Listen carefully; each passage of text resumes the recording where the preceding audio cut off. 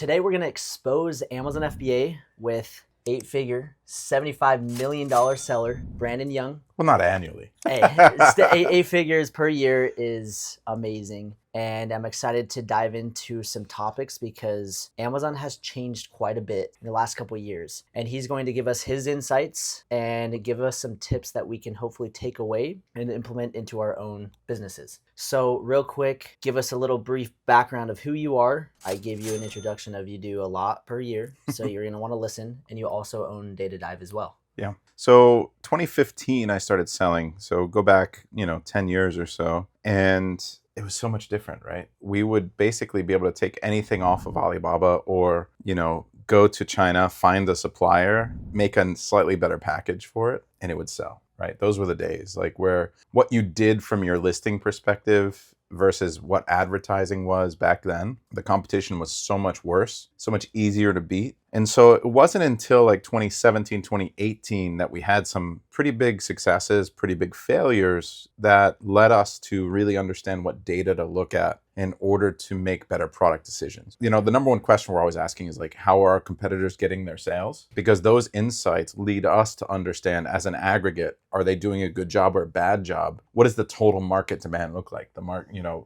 market share percentage for each competitor, and how are they at SEO? And so for a long time, we would only choose products that we can win on an SEO perspective, meaning that the second, third, and fourth best sellers are not ranked for the majority of the search volume and keywords. So being able to find all the keywords is the first skill set. The second skill set is understanding which ones you can actually get sales from. So how specific are those keywords? What's the relevancy of those keywords? And then being able to evaluate, that allows you to evaluate the risk of the product. So now with AI, what we're doing is we're accelerating this whole process. So within Data Dive right now, you have a scorecard, you fill it out manually, and it gives you that risk assessment. We want to automate that entire process. That'll be awesome. And so there's going to be an AI agent that you can use to evaluate the risk. The second part of that is we have the AI product brief already in Data Dive. Love that tool. And we're going to make it even better, Cool. right? So we're going to take, and the magic is like you can ask ChatGPT right now, hey, like how do I make this product better? And it'll go and find some products to analyze, but the data lake that it's pulling from is not the rich data that we have at Data Dive. And so the magic sauce and what really makes a tool special is going to be the underlying data that the AI is using, right? And then the training model that we give it with the prompting and then the guardrails on making sure the agent knows exactly what you want it to do. And so combining those two things into a product creator agent is going to be really important. So let me just add to that. So I filmed a video last week where I basically am like, hey, I've launched 100 plus products. I've done myself over 15 million on Amazon. I've helped thousands of students, and there's three things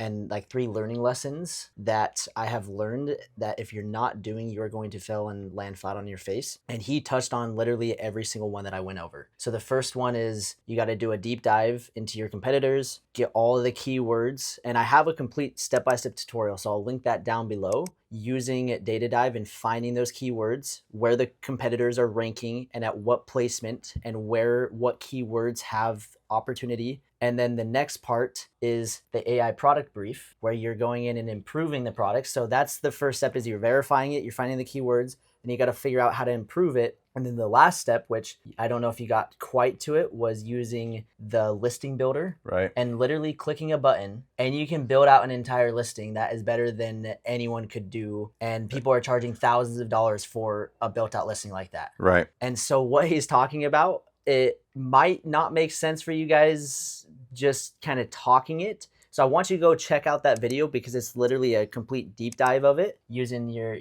term deep dive. But it's the most important thing right now. So I want you to kind of continue on kind of where we're going, but I just wanted to kind of set the stage of how important and applicable it is, because again, I've been selling since 2017, and what I did back then is completely different to what I do now. Oh, it's a whole new work process or workflow. So you have to do these new things. You have to implement AI. You have to be disruptive, right? And I think that's the key word is you want to make sure that when you're looking at your competitors, you truly understand what you could do to make a better product that people are going to want more. So AI helps you do this really, really quickly with some insights around who are the typical buyers, right? What are they looking for? What are the pain points of the existing product? So if you have a tool like Data Dive that can go read the reviews from all your competitors and come back and summarize what everyone likes, what the features they have, what people don't like. I love reading what people don't like because that's my opportunity, right? Sure. That's my opportunity to make a better product. Now I take those insights and I speak to ChatGPT, for example, and we're going to be integrating and building this out. Cool. We take those insights and some more data and we ask ChatGPT like, hey, how do I make a better product? Because it gives you some insights within the AI product brief, but we're going to take it to another level and it's going to come back. And, for example, I was just doing some kids binoculars, right? And I was like, okay, here are the current bestsellers of the kids binoculars. The AI product brief came back and told me who the buyers were. And it was like, gifts from grandparents and family members, so very giftable products important. What I think about when I see giftable product, I think I need great packaging. Yep. I need to put the packaging in the main image because what's going to happen is if I have a competitor with just their kids binoculars and then you have mine with a great package, they're going to buy mine because they know when it arrives, it's going to look great, that they feel confident handing it as a gift that a kid's going to enjoy. And what's funny is I normally tell people packaging isn't enough to differentiate, but Right. in this case, Right. it's unique. It's not enough.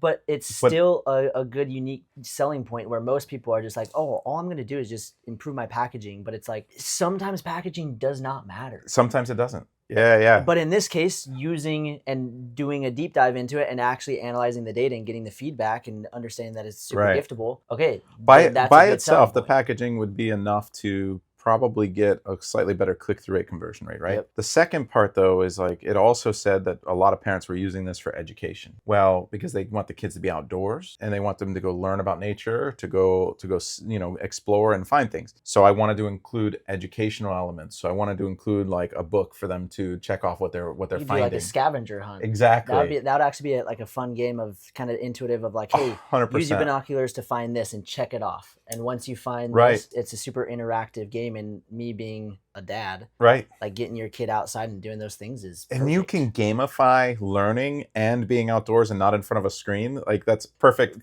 combination, Yeah, right? Exactly. So I had it include that element. And then the other part was like the actual design of the binoculars. None of them had any actual like dinosaurs or animals on the binoculars themselves. It was all just plain colors, right? And I was like, okay, well, that's not hard. It's a plastic piece. Like you can easily print on it. So let's just design the binoculars themselves with something. And then let's make a theme around it. The last thing we did is like a couple of the sellers had a carrying case for the binoculars. Well, they were all just plain cases. And it was like a bonus add-on that a couple of people had. And I was like, well, let's combine all these things into one. And these were all ideas from the AI around like the carrying case, around the educational element, and around the packaging. So by the time I got done prompting ChatGPT, I had a main image that included, I can send it to you so you can chop it in here. Okay. But it included the main packaging, a designed carrying case with like dinosaurs on it. We went with a dinosaur theme because boys, dinosaurs, girls, unicorns, you know. So we went with this whole theme. And then we ran a PickFu test and we crushed it. Like over half the people voted for us versus the other sellers. That's amazing. The best sellers on Amazon, doing thousands of units a month. Yep. Right. So we have an opportunity. This is our workflow. I would not go to my factory or even worry about finding a factory until I check all these boxes, using the data to get the risk, using AI to come up with better concepts, using AI to design something that I'm confident is going to win. Now I can go to the factory. And I've been doing this for a year and a half since AI first came out. Like Midjourney and all this. I've launched at least 20 products that have been from this whole workflow. Started with AI, conceptualized with AI, designed with AI. My success rate is 90%. Amazing. I'm still selling 18 of those products today. That's awesome. And they are driving a large, percentage of profit. Wait, so you're telling me you do 8 figures per year and you fail 2 products? You don't have 100% success rate? I tell you, before I was using the people AI, watching are probably like, "Oh, Amazon's a scam. Amazon doesn't work. Like, if I failed 2 products, what? Like, he has all this experience." That's just part of Amazon. Like, no matter how good you do it, success rate is usually a lot lower. I'll tell you that. Fail. Like, I would tell you that the average success rate for most sellers who are less sophisticated is going to be like 10%. Yeah. Like, if you learn from someone great like Trevin and learn these processes and learn what data to use to make decisions, you probably increase your success rate to 50%, right? You should launch products and not lose money depending on the risk score, right? This is why we give a risk score you can within at least break even. So 0 to 500, like below a negative score on the risk score, like for the scorecard, is a no-go. Yeah. Like it's literally like you're going to lose money. Yeah. Right. 95% of the time. 0 to 500, your success rate is probably in that 10 to 20% range, but it's usually high risk, high reward. Yep. You have to be a killer. You have to already be really familiar with Amazon advertising, be really, really good at what you're doing on Amazon, because the people you're competing against, skincare, makeup, supplements, right? These guys have deep pockets. They're very, very good at Amazon. And they know what they're doing. And for the average person just launching a product, they're going to get crushed. And there's so many people. And I even had this mindset when I very first started, which if I could go back in time, I would have changed this one thing. I was stubborn and I was like, I can just do it myself. Right. I don't need any help. I don't need any tool. I don't need to do this. I can just watch some YouTube videos and piece it together. And looking back, if I would have just paid for a stupid course back in the day, I could have avoided 10 mistakes that I made. Yeah. And gotten to that. And that's the value of signing up with you and learning from you, is because you can help them skip the learning curve and the pain that you went through. What we teach and what we've built, right, is because we made mistakes that cost us a lot of money, and we can stop the people that are selling from making those same mistakes. Yep, 100%. Yeah, and I can very vividly tell you. I could tell you really, really quickly, some of the mistakes I made cost me tens of thousands of dollars, but they led to me making millions of dollars. And that's true. Yeah. But, and I think a lot of people as well in the space is they'll fail and they'll immediately be like, oh, it's a scam, it doesn't work, and they'll just throw in the towel. Right. But the most successful sellers, no matter how skilled you are, no matter what information you have, no matter what tool, no matter what AI you're using, you're still going to have those failures. And you just basically have to accept it. Learn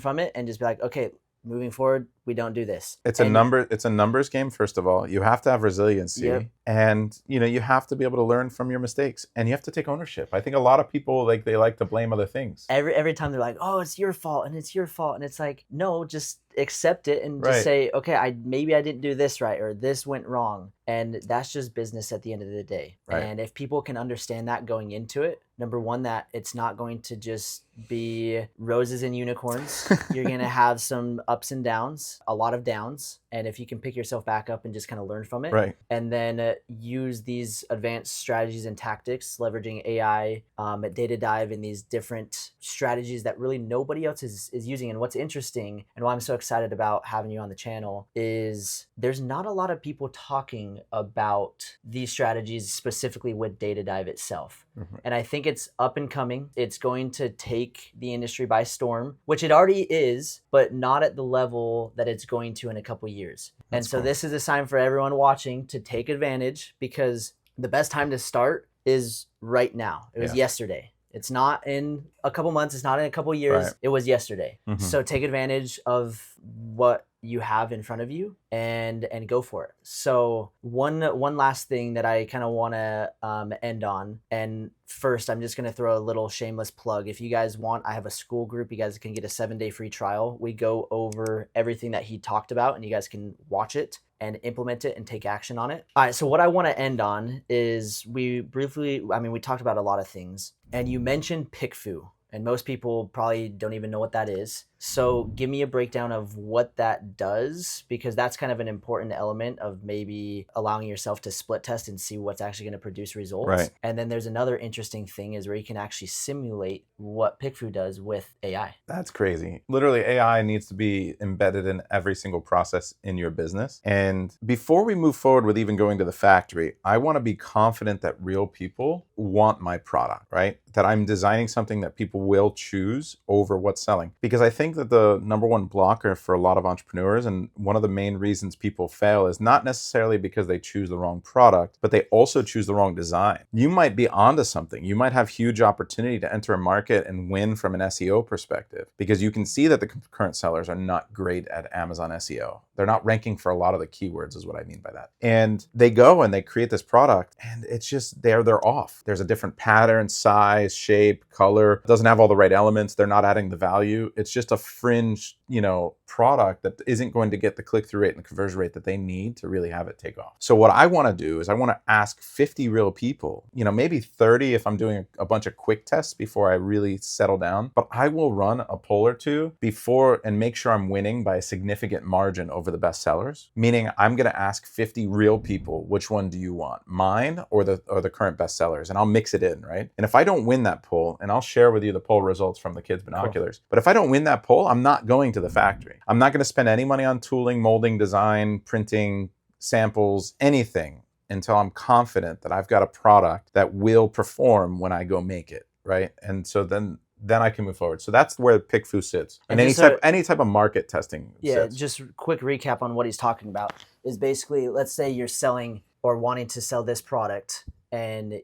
you are like, I call a lot of products subjective products. Right. Because sometimes you might love the design, right, but other people might hate it. Exactly. Yeah. And you don't know until you actually get feedback of like, okay, do people actually want this? Like right. This kind of looks funky, but a lot of people might. And so what he's saying is you can go in and basically take your image that ChatGPT created and then put it next to the best sellers and basically ask 50 people, which one do you like better and why? And then you can get that feedback and then adjust it from there. And PickFu will allow you to do that. And they have like hundreds of people that can give you feedback, but you can also plug it into ChatGPT and simulate basically a real person like poll off of that, but for free.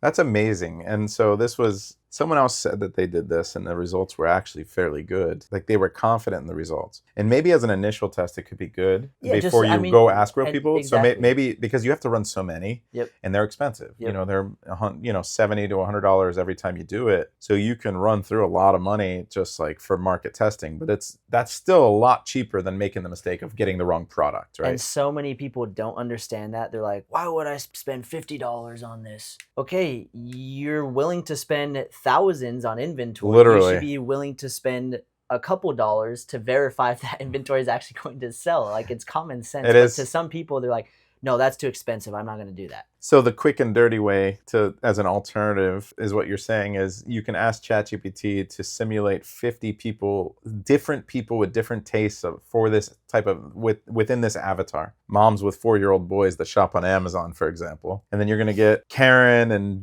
Jenny and Julie, and you'll get 50 moms. And then you can say, okay, which one would they vote for? And you can just put your 4 pictures and why, and run a poll. That's pretty neat. I've heard this being used by other people before. And funny enough, ChatGPT can get into those personas. We'll do a full video. You have to do it. I'm going to do a full video on that. Yeah. And just kind of deep dive into it, give you guys the results, because if we can kind of crack the code on that, and I was talking to somebody yesterday about it, and so he's done it, and so we're going to simulate it as well and make an entire That would be super neat to see. Yeah. I'll have to check that video out. Yeah. So this is awesome. I appreciate him coming on. Guys, Amazon has a lot of opportunity if, this is a big if, you are following workflows like this. If you're not, you might as well not even attempt selling on Amazon. I'll just be straight up with you. Yeah. That's just the real facts of it. Still great, but you're going to have ups and downs. You're going to have failures. You're going to have massive wins if you can follow these things. So we'll put some resources in the description down below,